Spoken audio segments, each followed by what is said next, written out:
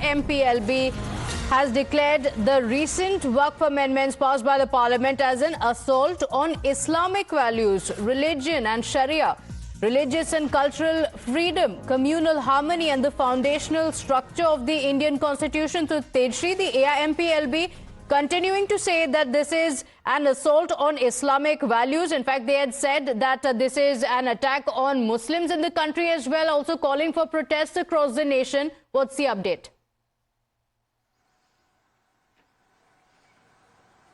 Well, absolutely. All India Muslim Personal Law Board has been, in fact, criticizing this particular bill since the day it was introduced. And, in fact, now they have called for a pan-India protest. Now we'll have to see that what happens next, what kind of protest do they hold. But, in fact, yes, they have called this particular bill which has now, in fact, become a law. They have, in fact, stated that this entire Waqf Amendment bill is an assault on Islamic values, and not just that, but also is an assault on the Constitution as well. They have particularly stated this, but now we'll have to see that what kind of protest do they hold, how will they be taking it forward, because we have been seeing, massive protests during the time of discussions. It's a discussion that were held in upper house and lower house both, but yes, now we'll have to see that what kind of protest will AIMPLB be holding and how the BJP will be responding to it, and certainly what will be happening next to it, because we have been seeing that back to back there were reactions pouring in, there were debates. The bill was particularly criticized by